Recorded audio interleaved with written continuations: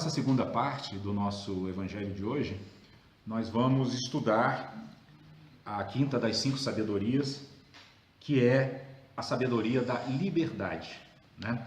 E como nós temos feito em todos esses últimos 4 sábados, a gente vai estudar a sabedoria e a forma como ela funciona como um dos 5 antídotos para os 5 venenos mentais, né? No caso da sabedoria da liberdade, ela funciona como o antídoto para o veneno da ignorância, né? Que ignorância nós estamos falando aqui? Nós não estamos falando de ignorância de quem não frequentou a escola. Nós não estamos falando disso, né? Não é questão de não ter doutorado, não ter mestrado, não, não é isso. É ignorarmos quem nós realmente somos, né? Qual é a nossa verdadeira essência, né? Ou seja, isso me lembra muito aquela frase que diz assim, que nós não somos seres humanos que de vez em quando têm experiências espirituais.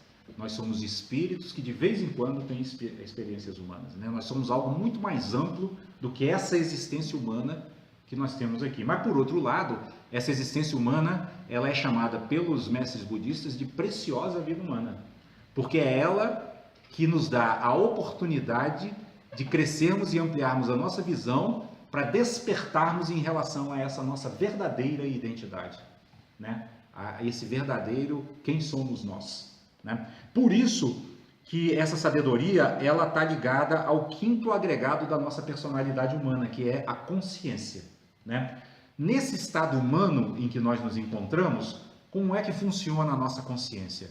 Como nós estamos encarnados, ela funciona apoiada nos nossos 6 sentidos, né? Porque vamos considerar também o sentido mental, né? Então nós encarnamos, quando nós entramos no corpo é como se nós tivéssemos 6 janelas para nos relacionarmos com o mundo externo, né?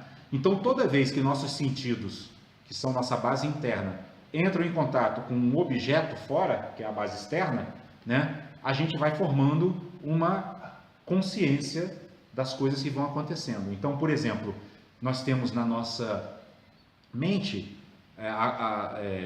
acumulados de toda essa nossa existência uma consciência visual, com todas as imagens que nós já tivemos a oportunidade de ver, né, de contemplar. Nós temos uma consciência auditiva, onde nós guardamos todos os sons, né, sejam falas, sejam discursos, sejam músicas, né, sejam, enfim, ofensas também, porque às vezes a gente guarda a mágoa e não esquece, né? Ah, fulano falou aquilo, eu não me esqueci, faz 40 anos, mas eu lembro, né? O que é falta de sabedoria, né? Isso aí a gente precisa largar.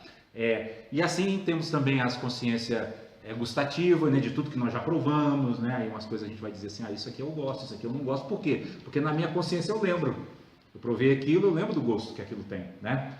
Temos também os cheiros, né? Que nós já sentimos, então, por exemplo, eu já sei que passar ali no fim da Asa Sul e no fim da Asa Norte é um cheiro horrível, porque onde ficam as sessões de tratamento de esgoto da CAESB, né? Então, por que eu sei disso? Eu estou lembrando aquilo, é como se eu sentisse o cheiro internamente. Então, tudo isso está acumulado nas nossas 6 consciências, né? E o que é a ignorância? É que nós, se alguém perguntar assim para Denise, quem é você, né? Alguém que não me conheça, né? Eu vou dizer, eu sou a pessoa que nasceu ali no Rio de Janeiro, morei em Brasília e tal, então eu vou me recorrer a essas consciências, né? Só que essas consciências são apenas uma pequena manifestação do que realmente nós somos, né? A ignorância é nós acharmos que essa pequena manifestação somos nós somos muito mais do que isso, nós temos potencial para muito mais do que isso. Isso aqui é apenas uma forma que nós adquirimos para adquirir evolução, experiência e crescimento espiritual, né? Então o texto a respeito dessa sabedoria, ele diz assim: a 5ª emoção negativa é a ignorância. Ignorância é não reconhecer o que é salutar e não reconhecer a realidade última. A realidade última significa essa nossa natureza espiritual e divina. Ela é última por quê? Porque se eu for investigando o meu interior, penetrando no meu interior, eu vou ver, bom, eu tenho um corpo, depois eu vou ver, eu tenho um corpo espiritual, e depois vou chegar lá, eu tenho um espírito, uma sede da inteligência, uma natureza divina. Por que ela é chamada última? Porque não tem mais para onde ir. Chegou lá, ela é a origem, ela é o ponto final, né, dessa trajetória de interiorização, né? Ela é a origem que faz brotar todo o nosso destino, toda a nossa vida, todas as nossas construções, todas as nossas ideias, mas quando a gente faz o caminho contrário, para reconhecer essa natureza, ela é a realidade última. Não tem mais para onde ir quando a gente chega nela, certo? Então, nós não reconhecermos que essa realidade última, esse espírito, essa natureza divina é a nossa verdadeira identidade, é ignorância, né? A ignorância é a raiz das emoções negativas, de modo que, por exemplo, é somente por ignorância que estamos com raiva. Por quê? Porque quando eu me identifico com essas consciências, né? Eu falo, eu sou o Benício e tal, então qualquer coisa que prejudique essa identidade, eu vou ficar com raiva. Né? Qualquer coisa que prejudique a minha trajetória, nós vimos hoje a mensagem vida e posses, né? Então alguém, sei lá, arranha o meu carro, joga uma pedra na vidraça da janela da minha casa, vai brotar raiva. Por quê? Porque eu, por ignorância, estou identificado com essas minhas consciências, que eu acho que é o meu eu, e quando surge esse eu, surge o meu carro, a minha casa, o meu filho, né?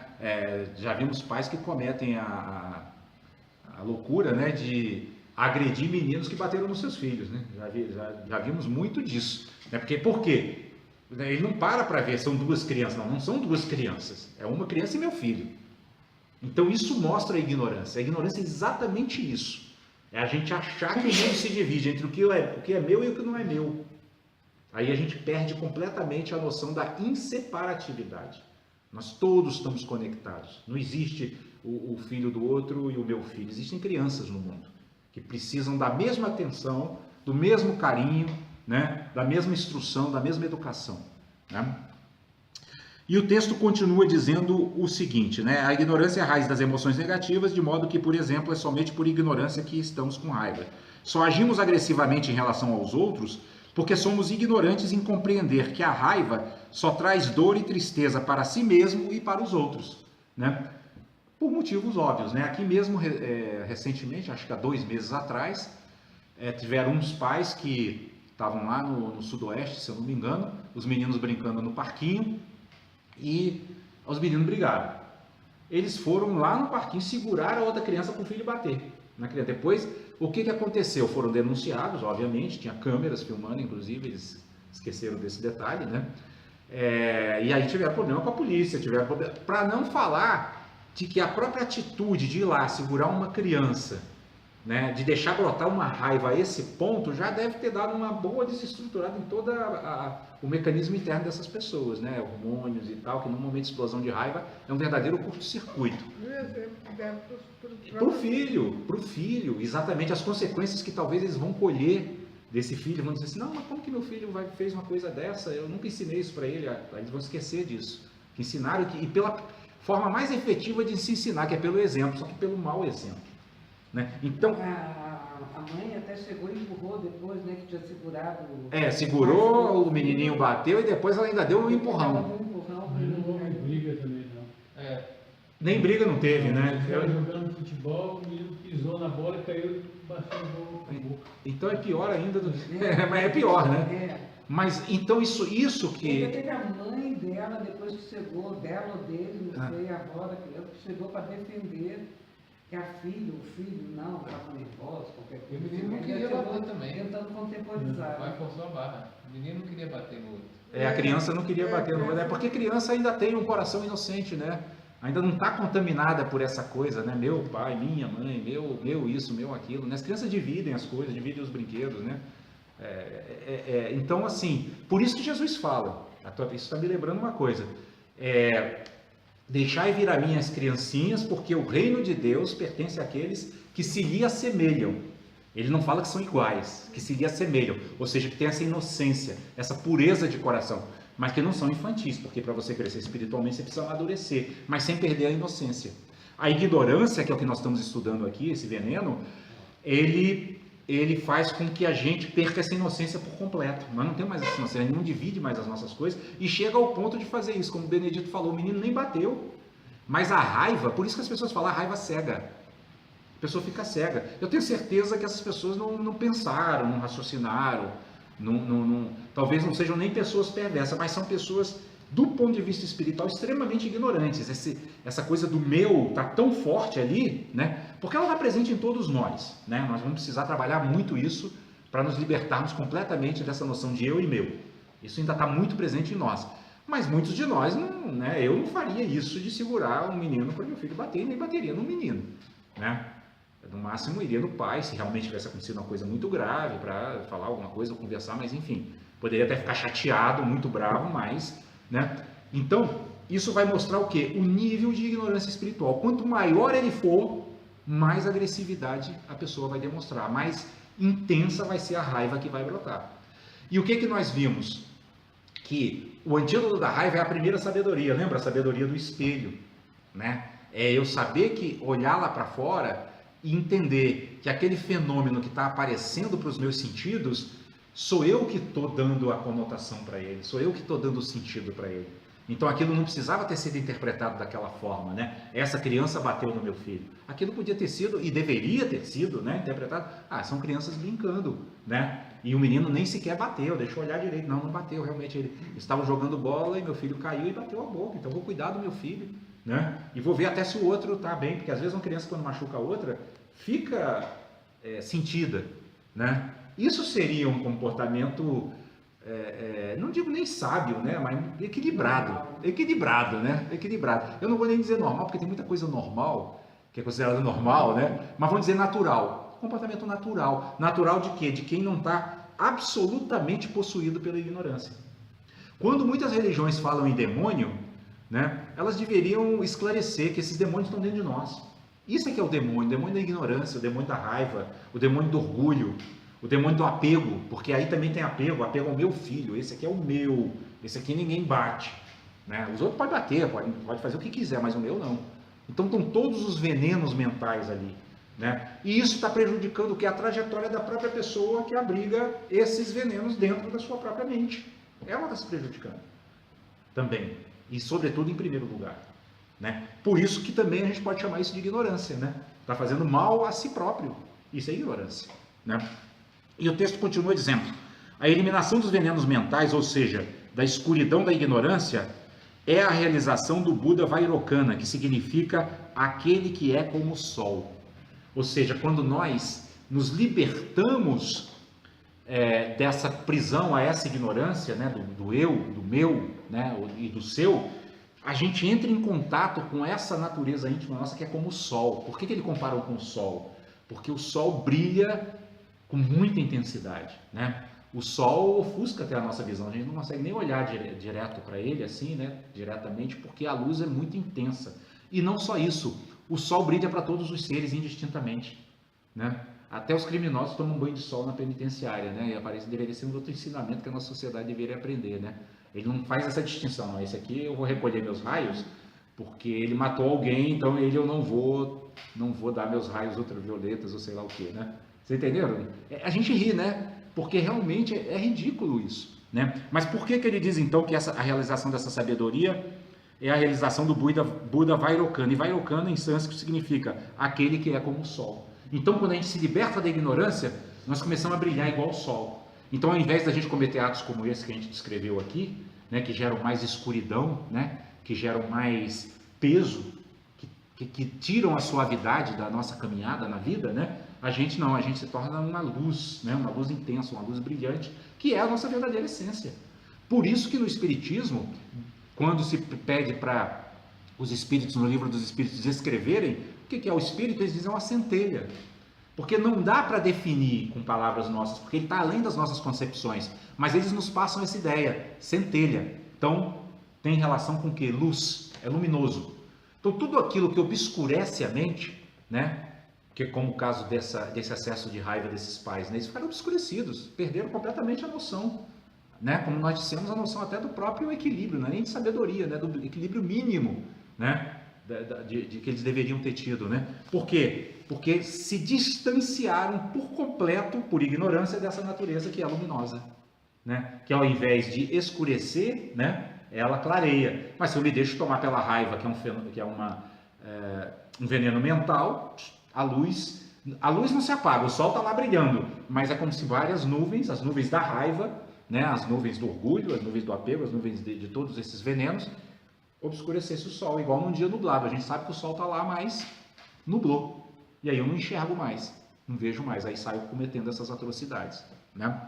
E como a gente fez nas outras sabedorias, Nós separamos também um trecho do Evangelho que fala sobre isso, né?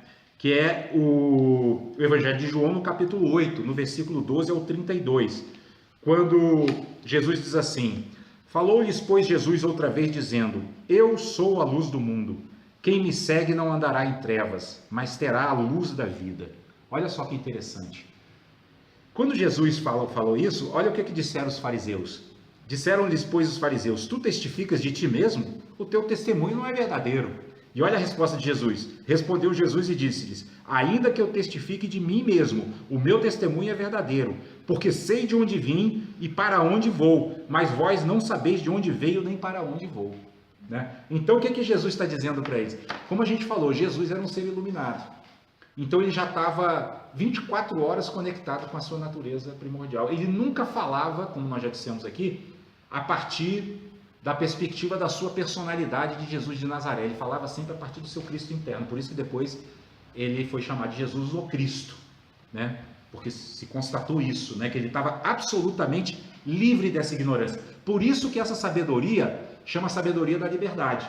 Porque a gente se liberta de se aprisionar nessa nossa personalidade pequena, né? Então Jesus, que era um nazareno, que nasceu em Nazaré, que tinha, como nós, uma história, né? Tinha um pai, tinha uma mãe, Maria, José, mas ele não se definia dessa forma. Ele tinha consciência plena de que ele era muito mais do que isso. Por isso que quando ele responde aos fariseus, ele diz assim: eu sei de onde venho e para onde vou, né? Porque os fariseus estão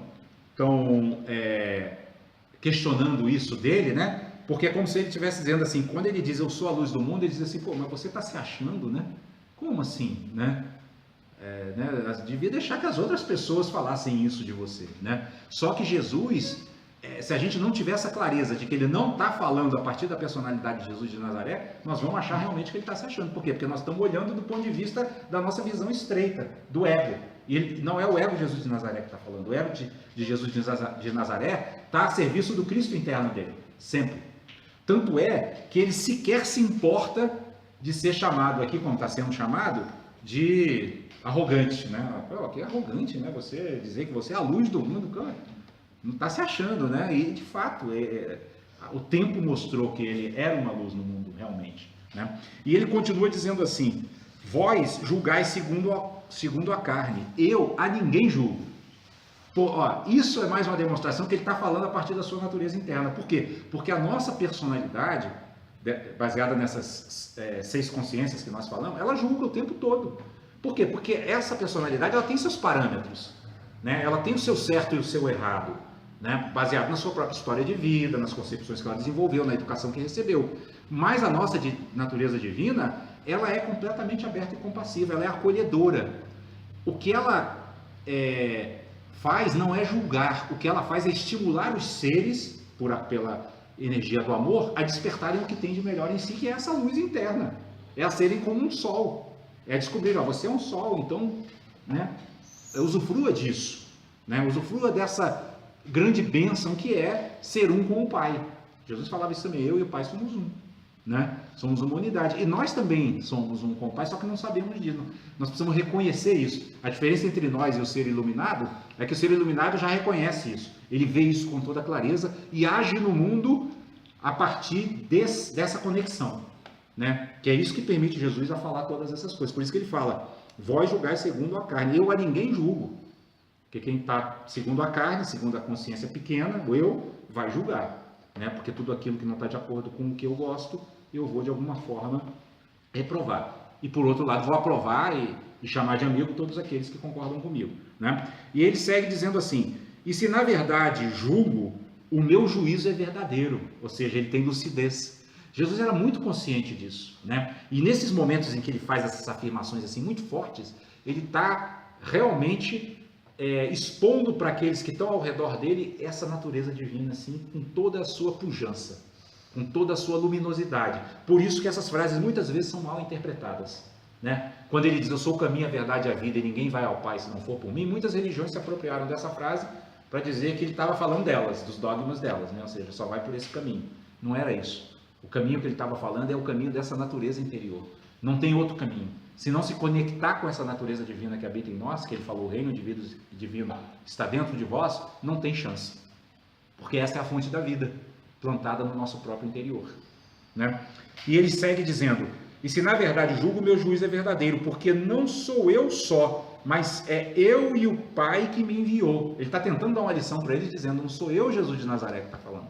Eu estou falando a partir dessa natureza interna que é a mesma da de vocês e que vocês não conseguem reconhecer devido às suas obscuridades mentais e essa ignorância, que é esse veneno que nós estamos estudando hoje aqui. E ele diz assim: e na vossa lei está também escrito que o testemunho de 2 homens é verdadeiro, porque na lei judaica, para que realmente alguém fosse considerado como Jesus estava se autoafirmando a luz do mundo, ou então um profeta, tinha que ter duas pessoas assim religiosas, né, consideradas doutores da lei mosaica, que dissessem: não, esse cara realmente é o cara, né? Ele tem todos os sinais de ser. Então ele está falando isso, né, que na sua lei o testemunho tem que ser de 2 homens.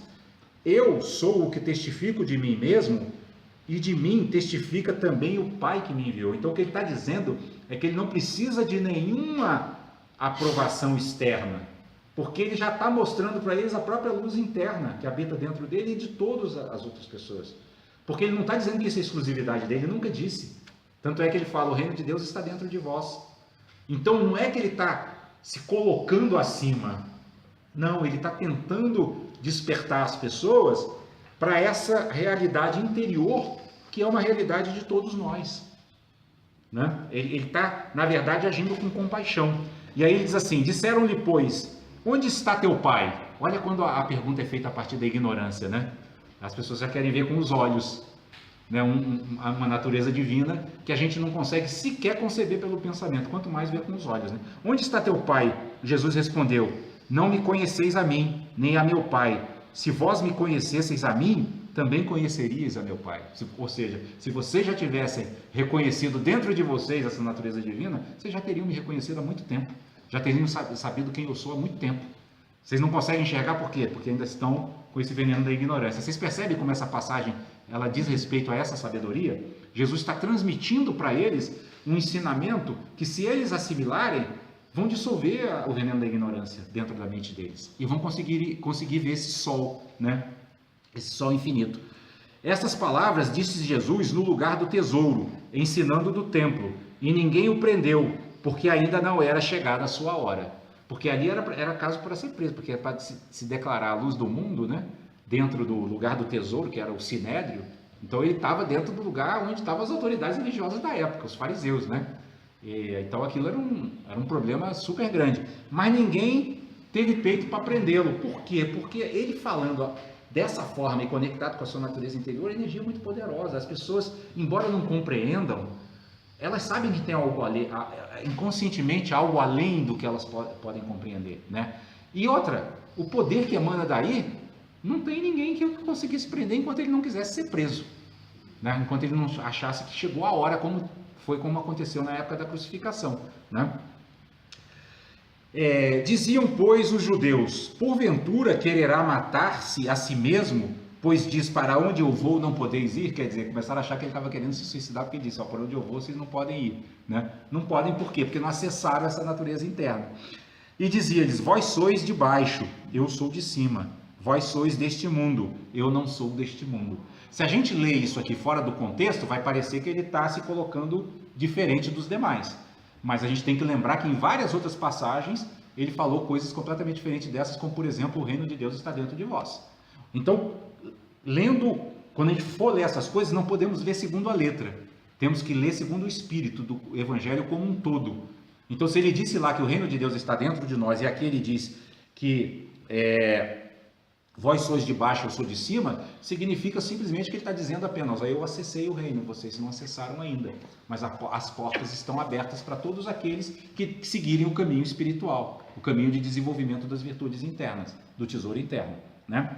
E aí ele diz assim: por isso vos disse que morrereis em vossos pecados, porque se não crerdes que eu sou, morrereis em vossos pecados. Quer dizer, se vocês não conseguirem enxergar e aprender e assimilar o que eu estou ensinando, vocês vão desencarnar e vão seguir por incontáveis vidas, sorvendo esse veneno dessa ignorância espiritual que não permite a vocês verem quem vocês realmente são, né? E aí ele diz assim: disseram-lhe, pois: quem és tu? Jesus lhes disse: Isso mesmo que já desde o princípio vos disse. É como ele diz, eu já estou aqui o tempo todo falando quem eu sou, e agora vocês vêm e me perguntam de novo. Então vocês reparam que ele o tempo todo está tentando mostrar para eles, se vocês não olharem de um outro lugar de sabedoria, continuarem olhando a partir desse lugar de ignorância, vocês não vão ver, vocês não vão entender o que eu estou falando. Por isso que ele falou, eu já estou dizendo aqui desde o princípio, vocês ainda não entenderam? Por quê? Né? E aí ele diz assim, muito tenho que dizer e julgar de vós, mas aquele que me enviou é verdadeiro, e o que dele tenho ouvido, isso falo do mundo. Vocês percebem claramente como ele está falando a partir do seu Cristo interno, né? Quer dizer, aquele que me enviou, né? E que na verdade envia a todos nós. A gente está manifestando essa personalidade encarnada, mas é nosso espírito que, vamos dizer assim, nos enviou para que a gente adquira, né, experiência e desperte para essa natureza interna. E aí ele fala assim, mas não entenderam que ele lhes falava do Pai. Eles não estavam vendo, não enxergaram, não entenderam. Disse-lhes, pois, Jesus, quando levantardes o Filho do Homem, então conhecereis que eu sou, e que nada faço por mim mesmo. Olha aqui, ó, como se a gente lê no contexto, ele fala, nada faço por mim mesmo, quer dizer, não sou eu, Jesus de Nazaré, aqui fazendo. Há uma conexão com algo muito mais profundo do que isso que vocês estão vendo, mas vocês só estão olhando para a minha fisionomia humana, não estão olhando para essa luz interior que eu estou apresentando aqui escancarada para vocês e vocês não estão enxergando.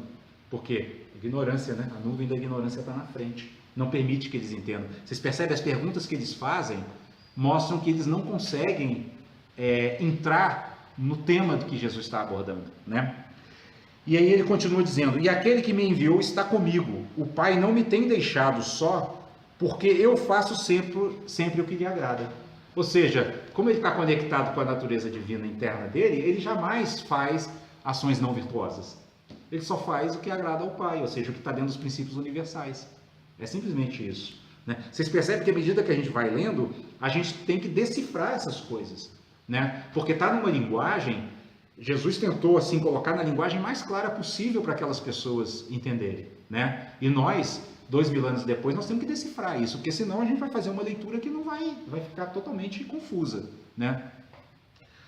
Dizendo ele estas coisas, muitos creram nele. Então, por que Jesus falava dessa forma? Porque ele sabia que ali tinha pessoas que entenderiam. Outros não entenderiam.